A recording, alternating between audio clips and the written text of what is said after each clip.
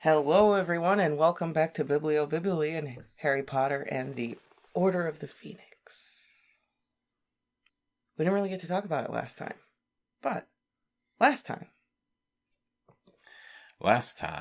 we had the downfall of Sirius's mood after Christmas. Yes. He got into what Miss Weasley called the Sullens. Either way, he was being a Debbie Downer. Yeah, he was bumming. And no one was more down than Harry once he talks to Snape and finds out that he will be teaching him occlumency. Yep. Defense of the mind. Against Voldemort. Yep. Because now they know that Voldemort knows that Harry knows what Voldemort's thinking. Right, has access to his mind. Exactly. And it really doesn't go too well the first training session with Snape. Nope. Snape sees a lot of stuff that Harry doesn't want him to see. Yep. And Snape tells him he's terrible at it. Yeah, pretty much. And ridicules him every chance he gets about how bad he is at it. That's Snape, though. But, I feel like he'd do that with anything. But he does his best to answer Harry's questions. That's true. Harry got a lot of questions answered. That's the only reason we know that Voldemort knows that Harry can read his mind. But it's very draining, and Harry's not very good at it. And I'm just gonna throw it out here. Snape probably could have maybe given Harry some tips. Where's the fun in that for Snape?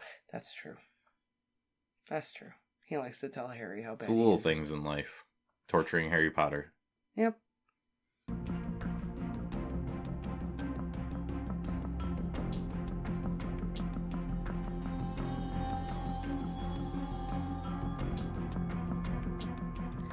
Chapter 25. The Beetle at Bay.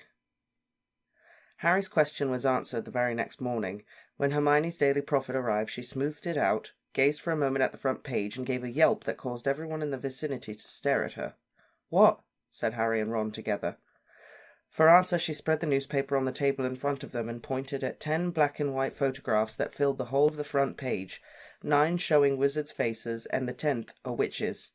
Some of the people in the photographs were silently jeering, others were tapping their fingers on the frame of their pictures, looking insolent. Each picture was captioned with a name and the crime for which the person had been sent to Azkaban. Antonin Dolohov read the legend beneath a wizard with a long, pale, twisted face who was sneering up at Harry, convicted of the brutal murders of Gideon and Fabian Pruitt. Augustus Rookwood, said the caption beneath a pockmarked man with greasy hair who was leaning against the edge of his picture, looking bored, convicted of leaking Ministry of Magic secrets to he who must not be named. But Harry's eyes were drawn to the picture of the witch. Her face had leapt out at him the moment he'd seen the page. She had long dark hair that looked unkempt and straggly in the picture, though he had seen it sleek, thick, and shining. She stared up at him through heavy-lidded eyes, an arrogant, disdainful smile playing around her thin mouth. Like Sirius, she retained vestiges of great good looks, but something, perhaps Azkaban, had taken most of her beauty. Bellatrix Lestrange, convicted of the torture and permanent incapacitation of Frank and Alice Longbottom. Hermione nudged Harry and pointed at the headline over the pictures, which Harry, concentrating on Bellatrix, had not read. Mass breakout from Azkaban. Ministry fears Black is rallying point for old Death Eaters. "Black?" said Harry loudly. "Not—" "Shh!" Hermione whispered desperately. "Not so loud, just read it." The Ministry of Magic announced late last night that there has been a mass breakout from Azkaban. Speaking to reporters in his private office, Cornelius Fudge, Minister for Magic, confirmed that 10 high-security prisoners escaped in the early hours of yesterday evening, and that he has already informed the Muggle Prime Minister of the danger of these individuals. "We find ourselves, most unfortunately, in the same position we were 2.5 years ago when the murderer Sirius Black escaped," Fudge said last night. "Nor do we think the two breakouts are unrelated. An escape of this magnitude suggests outside help, and we must remember that Black, as the first person to ever break out of Azkaban, would be ideally placed to help others follow in his footsteps. We think it likely that these individuals, who include Black's cousin Bellatrix Lestrange, have rallied around Black as their leader. We are, however, doing all we can to round up these criminals, and we beg the magical community to remain alert and cautious. On no account should any of these individuals be approached." "There you are, Harry," said Ron, looking awestruck. "That's why he was happy last night." "I don't believe this," snarled Harry. "Fudge is blaming the breakout on Sirius?" "What other options does he have?" said Hermione bitterly. "He can hardly say, 'Sorry, everyone, Dumbledore warned me this might happen, that Azkaban guards have joined Lord Voldemort.' Stop whimpering, Ron. Now Voldemort's worst supporters have broke out too. I mean, he's spent a good 6 months telling everyone you and Dumbledore are liars, hasn't he?" Hermione ripped open the newspaper and began to read the report inside, while Harry looked round the great hall. He could not understand why his fellow students were not looking scared, or at least discussing this terrible piece of news on the front page, but very few of them took the paper every day like Hermione. There they all were, talking about homework and Quidditch and who knew what other rubbish, while outside these walls 10 more Death Eaters had swollen Voldemort's ranks. He glanced up at the staff table. It was a different story there. Dumbledore and Professor McGonagall were in deep conversation, but both looking extremely grave. Professor Sprout had the Prophet propped up against a bottle of ketchup and was reading the front page with such concentration that she was not noticing the gentle drip of egg yolk falling into her lap from a stationary spoon. Meanwhile, at the far end of the table, Professor Umbridge was tucking into a bowl of porridge. For once her pouchy toad's eyes were not sweeping the great hall looking for misbehaving students. She scowled as she gulped down her food, and every now and then she shot a malevolent glance up the table where Dumbledore and McGonagall were talking so intently. "Oh, my," said Hermione wonderingly, still staring at the newspaper. "What now?" Harry said quickly. He was feeling jumpy. "It's horrible," said Hermione, looking shaken. She folded back page 10 of the newspaper and handed it to Harry and Ron. "Tragic demise of Ministry of Magic worker. St. Mungo's Hospital promised a full inquiry last night after Ministry of Magic worker Broderick Bode, 49, was discovered dead in his bed, strangled by a pot plant. Healers called to the scene were unable to revive Mr. Bode, who'd been injured in a workplace accident some weeks prior to his death. Healer Miriam Stout, who was in the charge of Mr. Bode's ward at the time of the incident, has been suspended on full pay and was unavailable for comment yesterday, but a spokeswizard for the hospital said in a statement, "St. Mungo's deeply regrets the death of Mr. Bode, whose health was improving steadily prior to this tragic accident. We have strict guidelines on the decorations permitted in our wards, but it appears that Healer Strout, busy over the Christmas period, overlooked these dangers of the plant on Mr. Bode's bedside table. As his speech mobility improved, Healer Stout encouraged Mr. Bode to look after the plant himself, unaware that it was not an innocent flitterbloom, but a cutting of Devil's Snare, which, when touched by the convalescent Mr. Bode, throttled him instantly. St. Mungo's is yet unable to account for the presence of the plant on the ward, and asks any witch or wizard with information to come forward." "Bode," said Ron. "Bode. It rings a bell." "We saw him," Hermione whispered. "In St. Mungo's, remember? He was in the bed opposite Lockhart's, just lying there, staring at the ceiling. And we saw the Devil's Snare arrive. The healer, she said it was a Christmas present." Harry looked back at the story. A feeling of horror was rising like bile in his throat. "How come we didn't recognize Devil's Snare? We've seen it before. We could have stopped this from happening." "Who expects Devil's Snare to turn up in a hospital disguised as a pot plant?" said Ron sharply. "It's not our fault. Whoever sent it to the bloke is to blame. They must be a real prat. Why didn't they check what they were buying?" "Oh, come on, Ron," said Hermione shakily. "I don't think anyone who put Devil's Snare in a pot and not realize it tries to kill whoever touches it. This was murder. A clever murder as well. If the plant was sent anonymously, how's anyone going to know who did it?"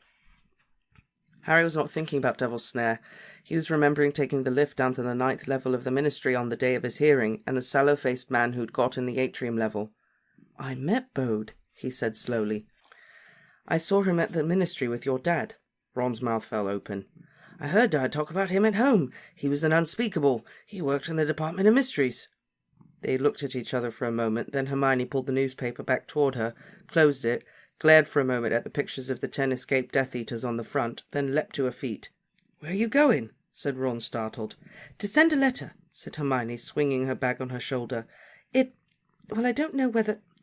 Well, it's worth trying, and I'm the only one who can."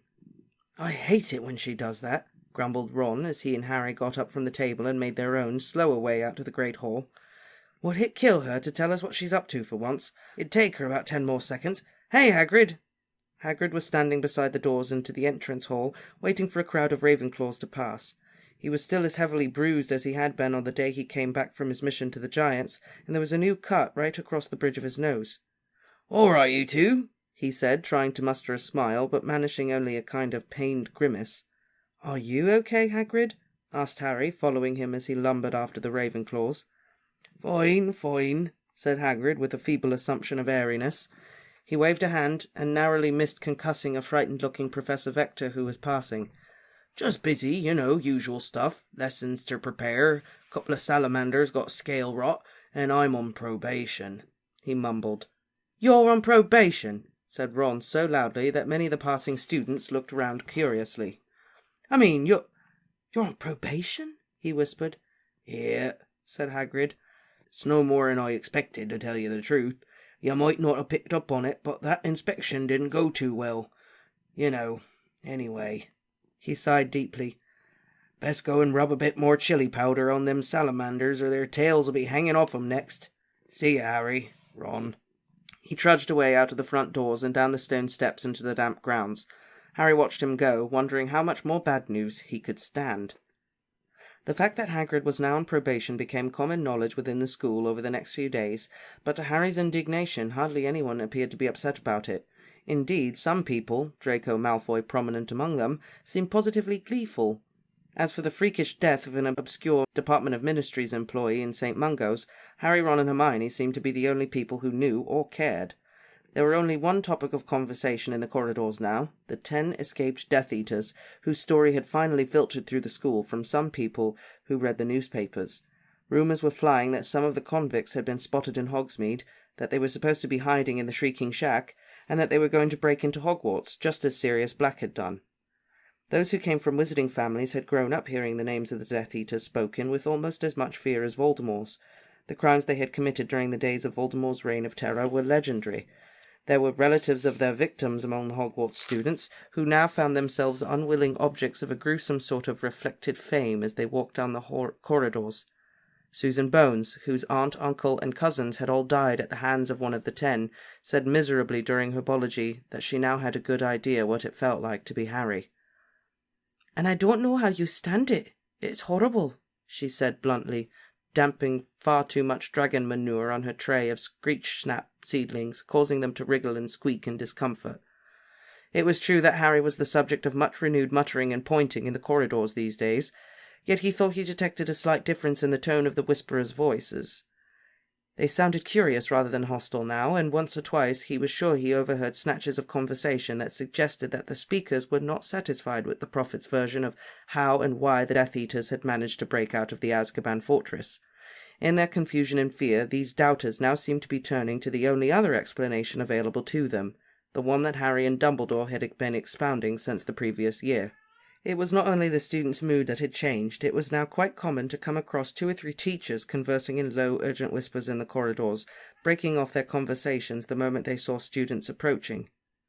"They obviously can't talk freely in the staff room any more," said Hermione in a low voice, as she, Harry and Ron passed Professors McGonagall, Flitwick and Sprout huddled together outside the Charms classroom one day. "Not with Umbridge here." "Reckon they know anything new," said Ron, gazing back over their shoulder at the 3 teachers.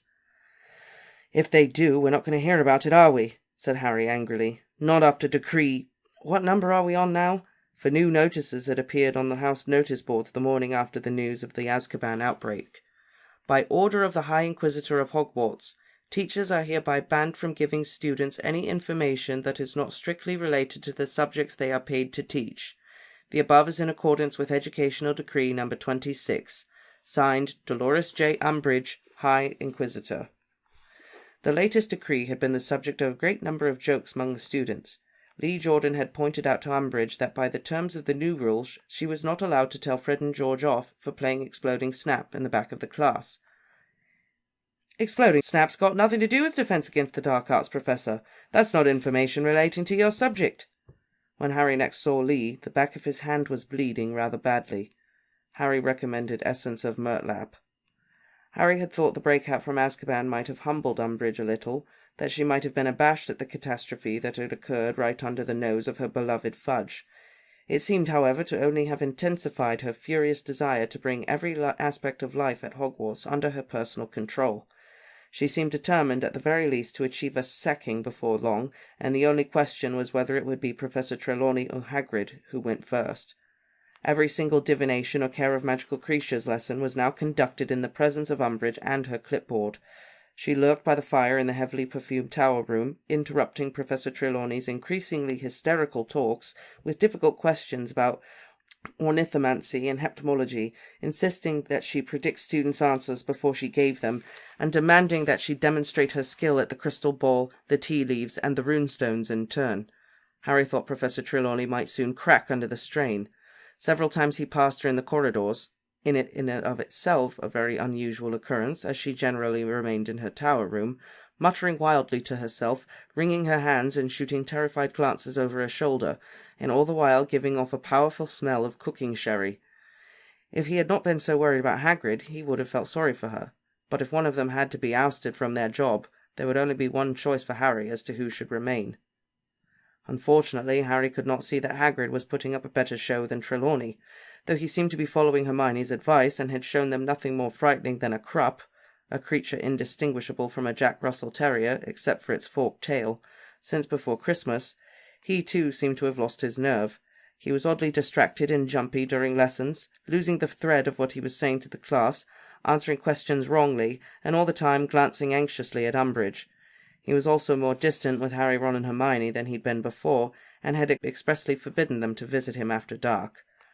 "If she catches here to be all our nicks on the line," he told them flatly, and with no desire to do anything that might jeopardize his job further, they abstained from walking down to his hut in the evenings.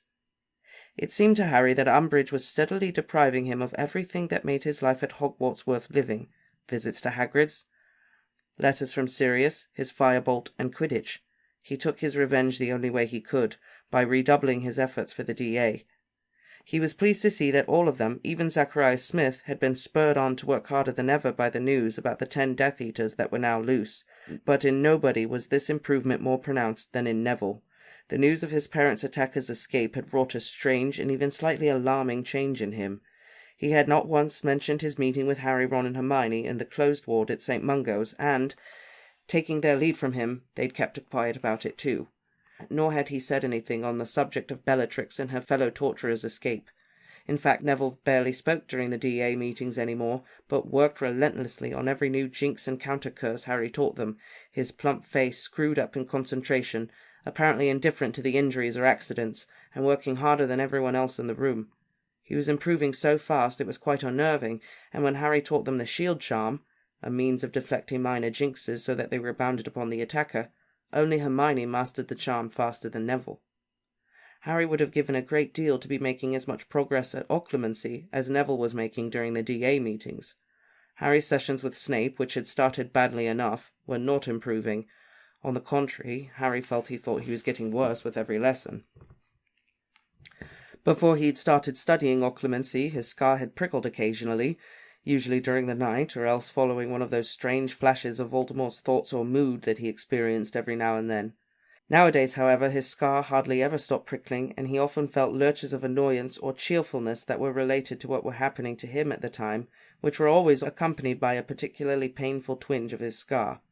He had the horrible impression that he was slowly turning into a kind of Ariel that was tuned in to the tiny fluctuations in Voldemort's mood, and he was sure he could date this increased sensitivity firmly from his first occlumency lesson with Snape.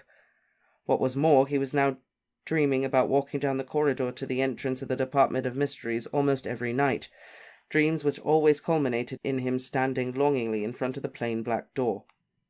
"Maybe it's like an illness," said Hermione, looking concerned when Harry confided in her and Ron. "A fever or something. It has to get worse before it gets better." "The lessons with Snape are making it worse," said Harry flatly. "I'm sick of my scar hurting, and I'm getting bored with walking down that corridor every night." He rubbed his forehead angrily. "I just wish the door would open. I'm sick of staring at it." "It's not funny," said Hermione sharply.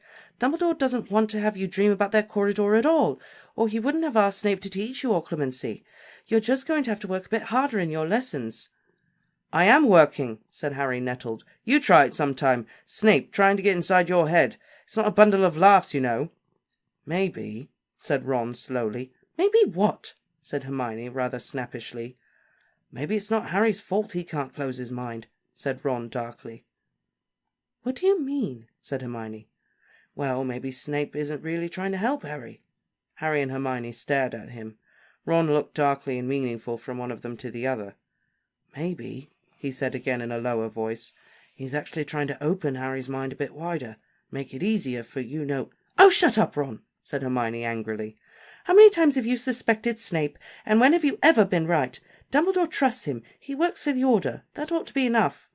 He used to be a Death Eater, said Ron stubbornly, and we've never seen proof that he really swapped sides. Dumbledore trusts him, Hermione repeated. If we can't trust Dumbledore, we can't trust anyone. With so much to worry about and so much to do, startling amounts of homework that frequently kept the fifth years working until past midnight, secret DA sessions and regular classes with Snape, January seemed to be passing alarmingly fast. Before Harry knew it, February had arrived, bringing with it wetter and warmer weather, and the prospect of the second Hogsmeade visit of the year. Harry had had very little time to spare for conversations with Cho since they agreed to visit the village together, but suddenly found himself facing a Valentine's Day spent entirely in her company. On the morning of the 14th he dressed particularly carefully. He and Ron arrived at breakfast just in time for the arrival of the post owls. Hedwig was not there. Not that Harry had expected her, but Hermione was tugging a letter from the back of an unfamiliar brown owl as they sat down. "And about time, if it hadn't come today," she said, eagerly tearing open the envelope and pulling out a small piece of parchment. Her eyes sped from left to right as she read through the message, and a grimly pleased expression spread across her face. "Listen, Harry," she said, looking up at him. "This is really important. Do you think you could meet me in the Three Broomsticks around midday?" "Well, I dunno," said Harry uncertainly. "Cho might be expecting me to spend the whole day with her. We never said what we were going to do." "Well, bring her along if you must," said Hermione urgently. "But will you come?" "Well, yeah, all right, but why?" "I haven't got time to tell you now. I've got to answer this quickly." And she hurried out of the great hall, the letter clutched in one hand and a piece of toast in the other. "Are you coming?" Harry asked Ron, but he shook his head, looking glum. "I can't go into Hogsmeade at all. Angelina wants a full day's training. Like it's going to help. We're the worst team I've ever seen. You should see Sloper and Kirk. They're pathetic. Even worse than I am." He heaved a great sigh. "I don't know why Angelina just won't let me resign." "Because you're good when you're on form, that's why," Harry said irritably. He found it very hard to be sympathetic to Ron's plight when he himself would have given almost anything to be playing in the forthcoming match against Hufflepuff. Ron seemed to have noticed his tone because he didn't mention Quidditch again during breakfast, and there was a slight frostiness in the way they said goodbye to each other afterwards. Ron departed for the Quidditch pitch, and Harry, after attempting to flatten his hair while staring at his reflection in the back of a teaspoon, proceeded alone to the entrance hall to meet Cho, feeling very apprehensive and wondering what on earth they were going to talk about. She was waiting for him a little to the side of the front oak doors, looking very pretty with her hair tied back in a long ponytail. Harry's feet seemed to be too big for his body as he walked toward her, and he was suddenly horribly aware of his arms and how stupid they must look swinging at his sides. "Hi," said Cho a little breathlessly. "Hi," said Harry. They stared at each other for a moment, then Harry said, "Well, shall we go then?" "Oh, yes."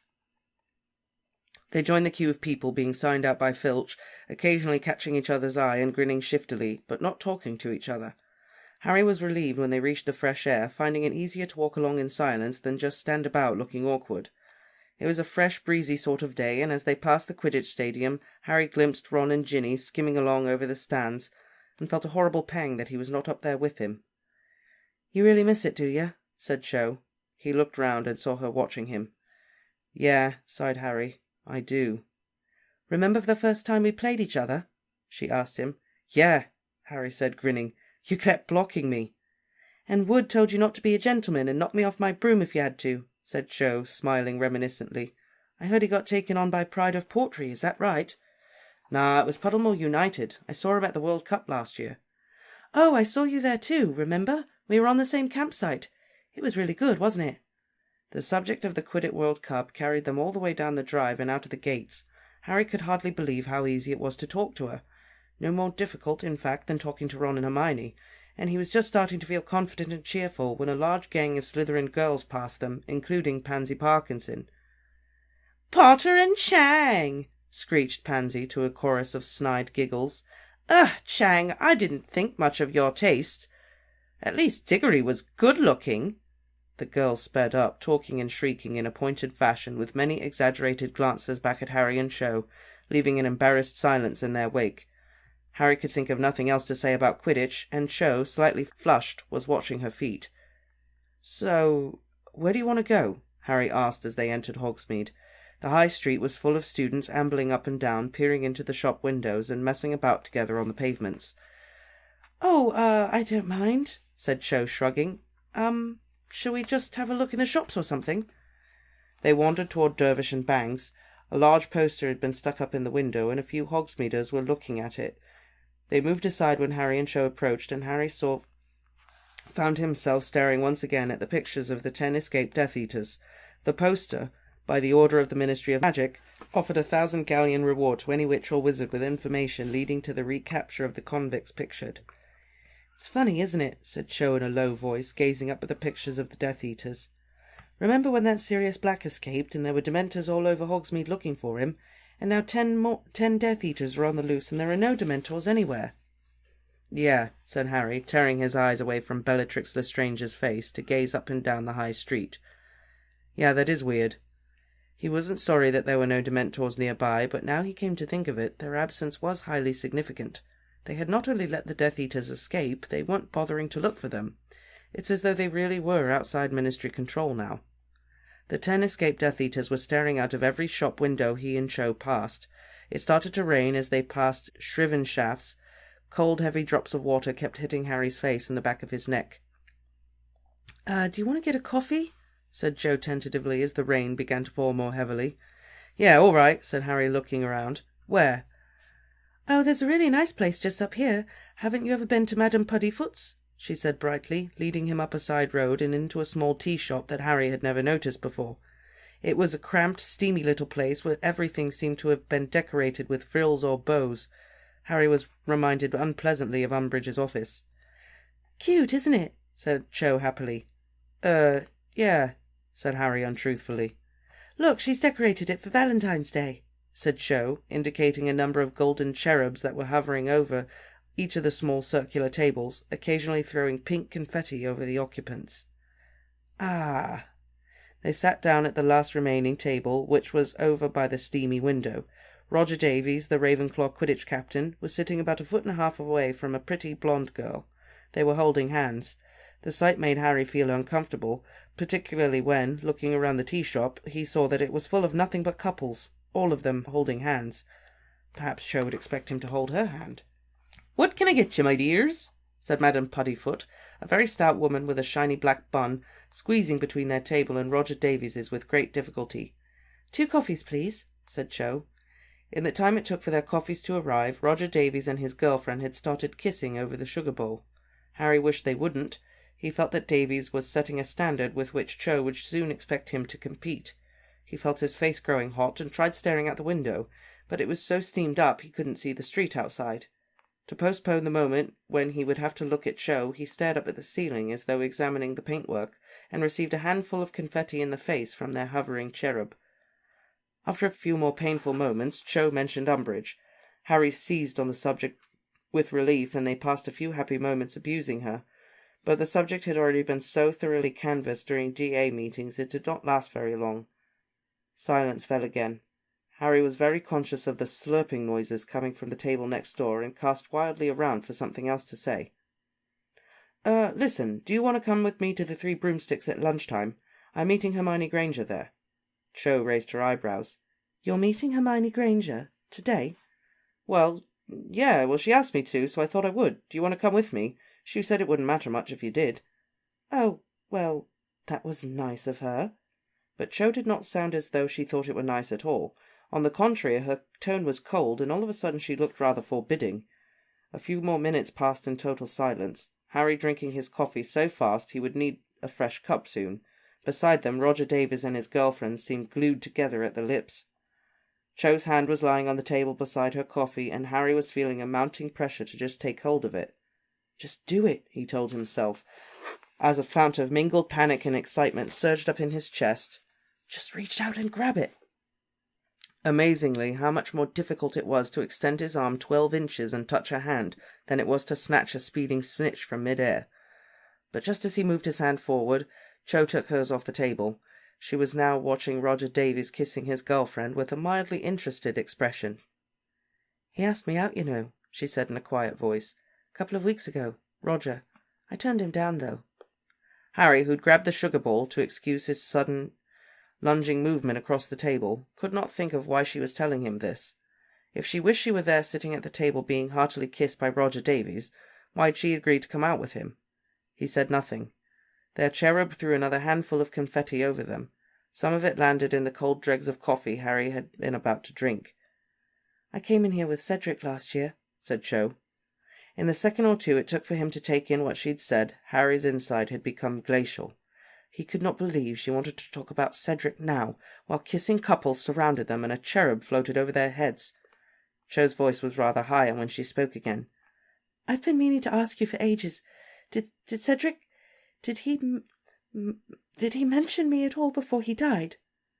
This was the very last subject on earth Harry wanted to discuss, and least of all with Cho.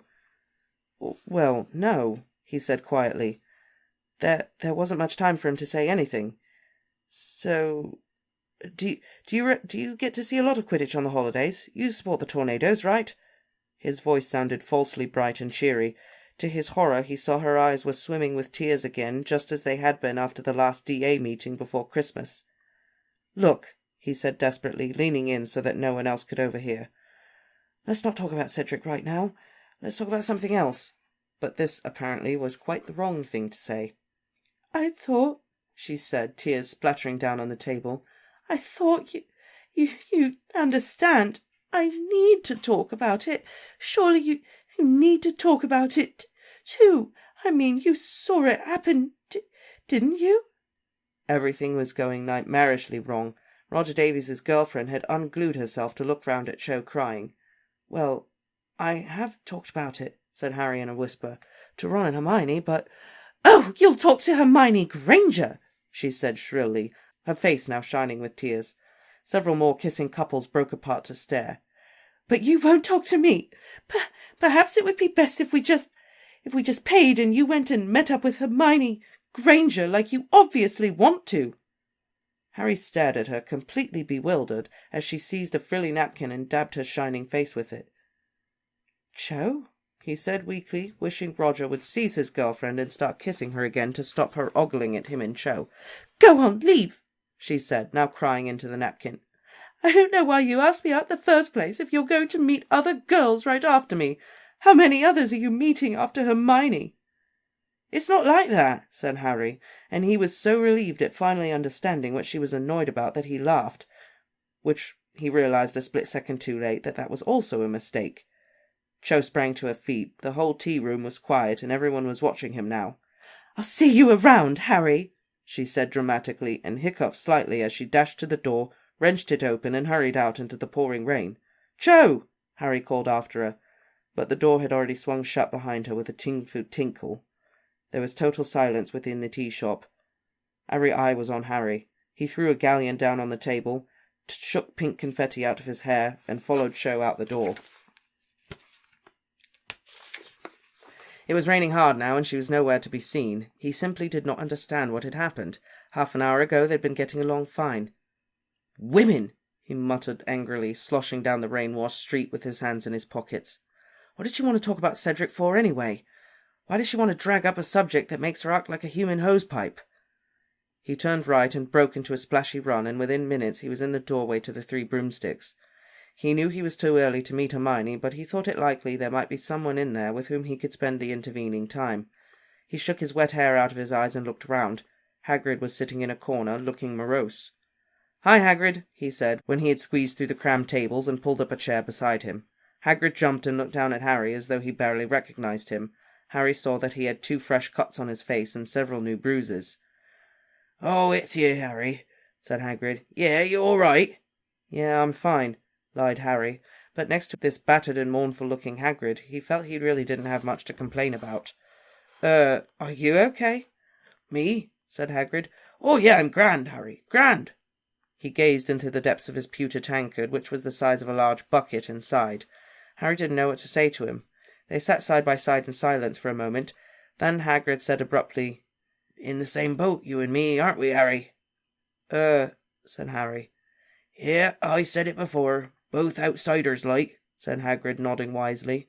"And both orphans?" "Yeah, both orphans." He took a great swig from his tankard. "Makes a difference having a decent family," he said. "My dad was decent. Your mum and your dad were decent. If they lived, life would have been different, eh?" "Yeah, I suppose," Harry said cautiously. Hagrid seemed to be in a strange mood. "Family," said Hagrid gloomily. "Whatever you say, blood's important." And he wiped a trickle out of his eye. "Hagrid," said Harry, unable to stop himself, "where are you getting all these injuries?" "Eh?" said Hagrid, looking startled. "What injuries?" "All those," Harry said, pointing at Hagrid's face. "Oh, that's just normal bruises and bumps, Harry," said Hagrid dismissively. "I got a rough job." He drained his tankard, set it back on the table, and got to his feet. "I'll be seeing you, Harry. Take care now." And he lumbered out of the pub, looking wretched, and disappeared into the torrential rain. Harry watched him go, feeling miserable. Hagrid was unhappy, and he was hiding something, but he seemed determined not to accept help. What was going on? But before Harry could think about that any further, he heard a voice calling his name. "Harry! Harry, over here!" Hermione was waving at him from the other side of the room. He got up and made his way toward her through the crowded pub. He was still a few tables away when he realized that Hermione was not alone. She was sitting at a table with the unlikeliest pair of drinking mates he had ever imagined, Luna Lovegood and none other than Rita Skeeter, ex-journalist on the Daily Prophet and one of Hermione's least favourite people in the world. "You're early," said Hermione, moving along to give him room to sit down. "I thought you were with Cho. I wasn't expecting you for another hour at least."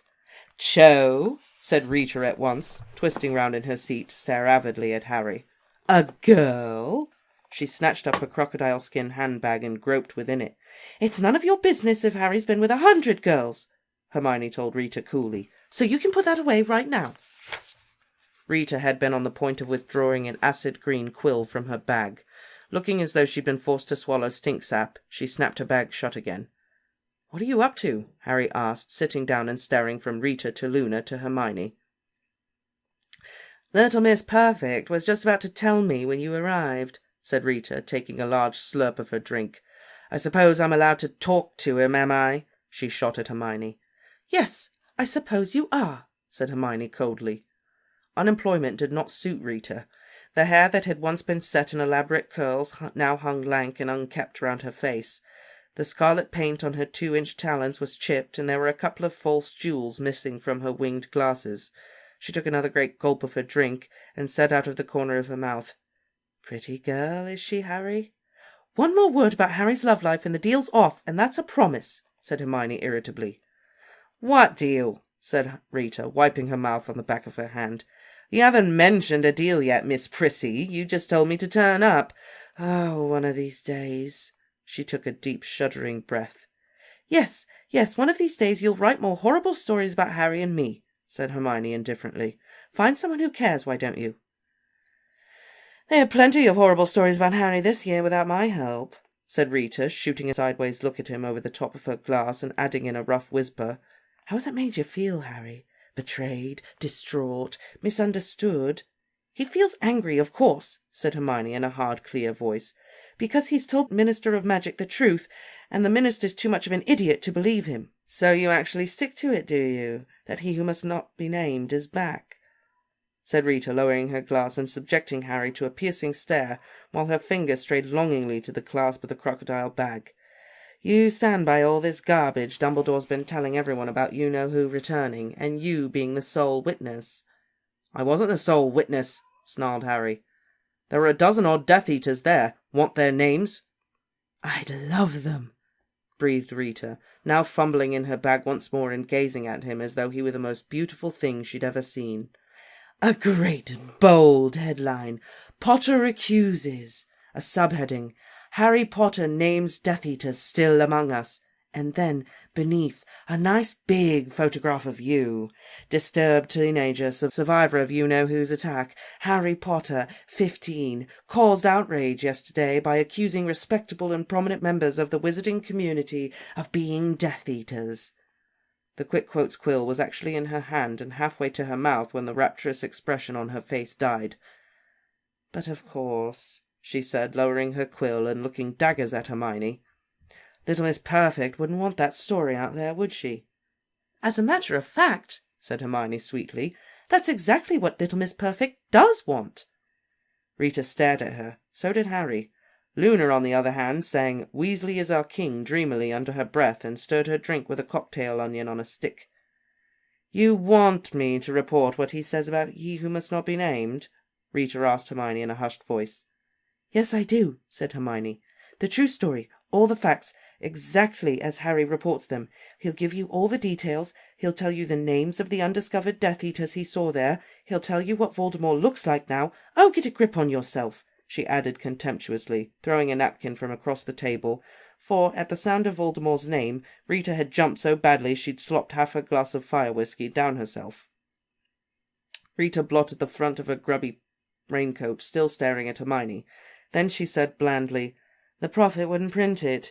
In case you haven't noticed, nobody believes his cock and bull story. Everyone thinks he's delusional. Now, if you let me write a story from that angle—" "We don't need another story about how Harry's lost his marbles," said Hermione angrily. "We've had plenty of those already, thank you.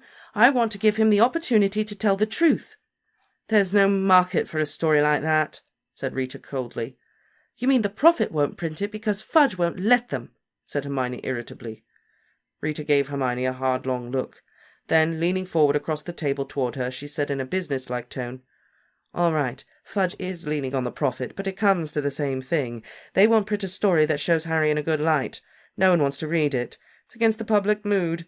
This last Azkaban breakout has got people quite worried as well. People just don't want to believe you-know-who's back." "So the Prophet exists to tell people what they want to hear, does it?" said Hermione scathingly. Rita sat up straight, her eyebrows raised, and drained her glass of fire whiskey.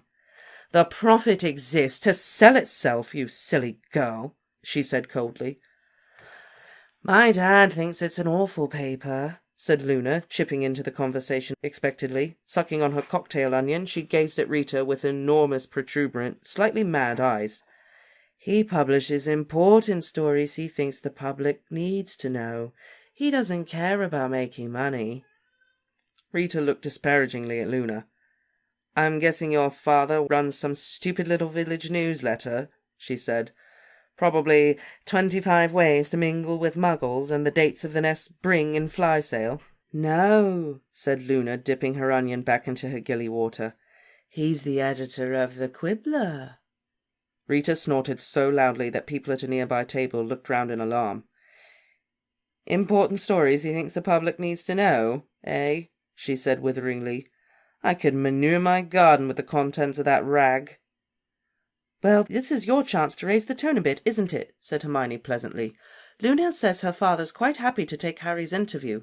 That's who'll be publishing it." Rita stared at them both for a moment, then let out a great whoop of laughter. "The Quibbler," she said, cackling. "You think people will take him seriously if it's published in the Quibbler?" "Some people won't," said Hermione in a level voice. "But the Daily Prophet's version of the Azkaban breakout had some gaping holes in it.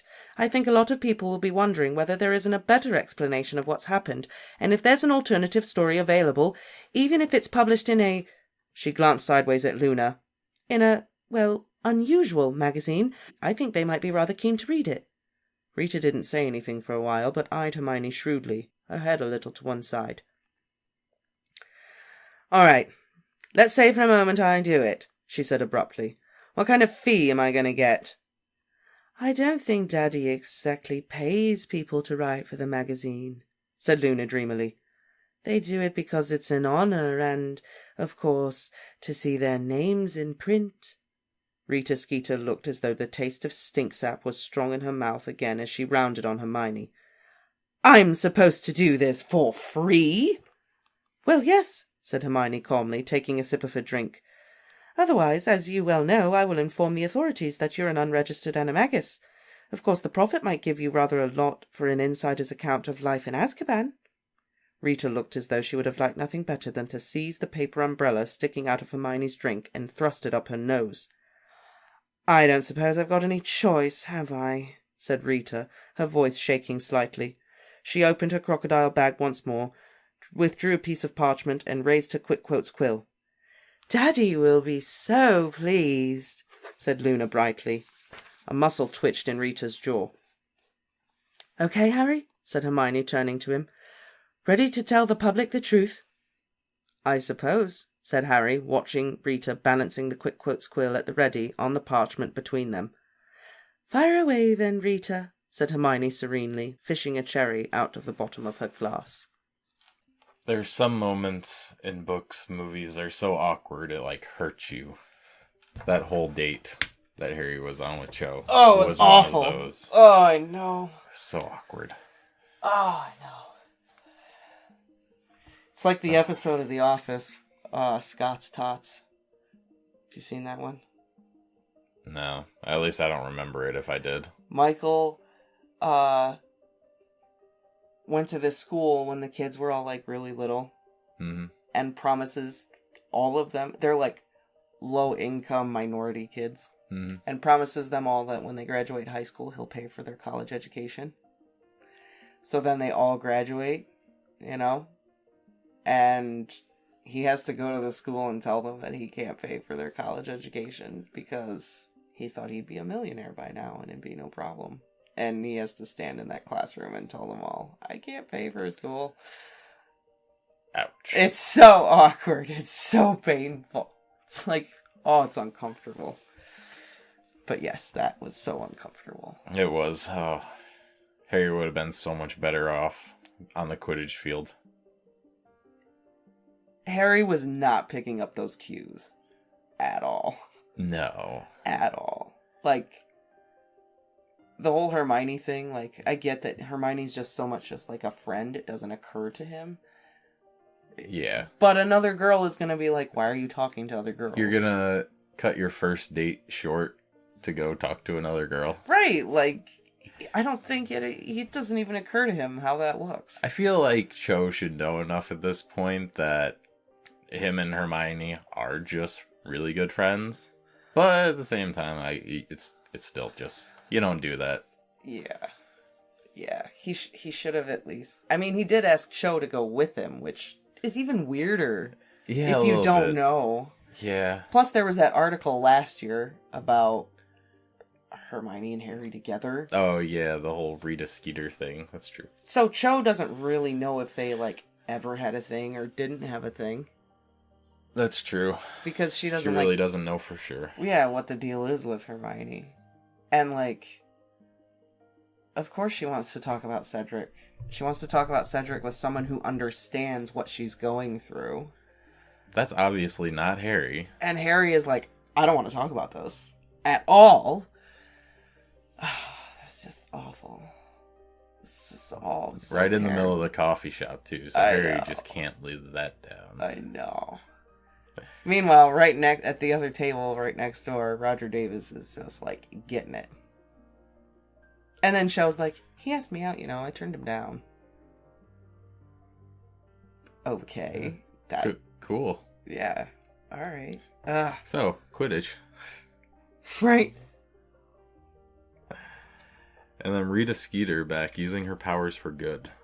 I know, right? Not by her choice, but... Little redemption for Rita. Yeah, I guess Forced redemption, I guess. God, she hates Hermione. So much. I love their relationship. And Luna is just so oblivious to everything, it seems. Yeah. She's just like, "You're going to write for Daddy's paper. He'll be so excited. Why would you want to get paid? We don't exactly pay people."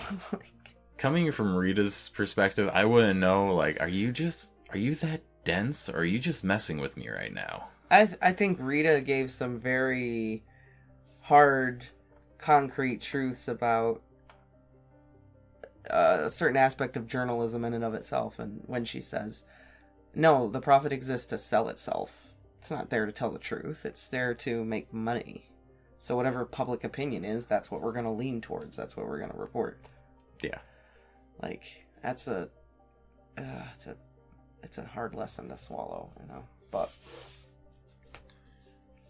the real art in journalism is making everything sound good to the public, though. When you can sell truthful articles, then you're a good journalist. Yeah. Yeah. Absolutely, I would agree with that. It's the crappy journalists that need to play to the public opinion. They got to get weeded out. Or they need to work for the Weekly World News. The tabloids, you know. Yeah. Basically. And Rita just like, oh, a girl? I'm much more interested in girls that you're talking to, Harry. I don't care about the rest of it. But I think it's a good thing that Hermione's like, nope, we need to get the truth out there. Because 10 Death Eaters just escaped. And I'm glad Cho brought it up, because I was going to bring it up, is that there's no Death Eaters around Hogsmeade. Dementors. Or Dementors, yes. I know, they were freaking everywhere when Sirius escaped. But now 10 broke out and nothing. I feel like she can't be the only one who's noticed that either. Oh, I'm sure she isn't. I'm sure everyone is paying attention. Which is why I think I think other people have noticed that. I think all the kids in the halls are, like, muttering to them, like, they're talking about it now, but it's not so hostile. Like, I think opinions are starting to think, well, maybe Harry isn't wrong, because some of this isn't adding up. Exactly. Which I think is why Hermione is like, we're going to tell this story, and we're going to put it out there. So people can get the other side to this. The real other side to this. Because Umbridge is trying her hardest to stop the teachers from telling anyone. Right. And the teachers are all just... I know. Umbridge has got to be salty. Yeah, she's gunning for Hagrid and Trelawney hard. Mm-hmm. Hard. Who do you think is gonna, Get booted fired out first? Yeah. If any of them, do you think either one of them is gonna get fired?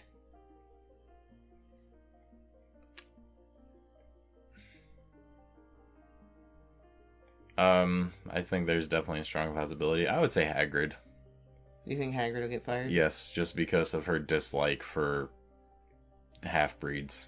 Half-breeds. Yeah. That's such a terrible way to say that. It's so degrading, isn't it? Half-breeds. Yeah. Ugh. But it's true, and he is half-giant, and she does not like that. Hagrid. She put in that whole thing for werewolves. Yeah, I know. And Hagrid, at the Three Broomsticks, with new injuries, more injuries, and hiding what he's got going on. Gotta be doing something for the Ministry. What's... Or not the Ministry, the Order. Yeah, what's Hagrid doing? That's getting him beat the F up. I don't know. Does he have another dragon? Mm-hmm. Is, what was his name? The dragon he had. Norbert back? I don't know. He come across Norbert on his adventures to the Giants and decided, coming home with me. Maybe Aragog's just been in a really bad mood lately. Maybe they had a falling out. Yeah, maybe. I doubt it, though. Aragog loves Hagrid. That's true. He's his BFF. He saved his life. That's one thing that Dumbledore has going for him. He does have an army of spiders, at least. Yeah. Does he, though? Because Aragog seemed to only really care about Hagrid, and he was totally willing to let his children eat Harry and Ron. I don't think Dumbledore would have liked that very much. Yes, but he's very adamant about feeding his children. There's a lot of meat on those Death Eaters. Yeah, that's true. That's true. A lot of mouths to feed. Yeah, I wonder if we're going to,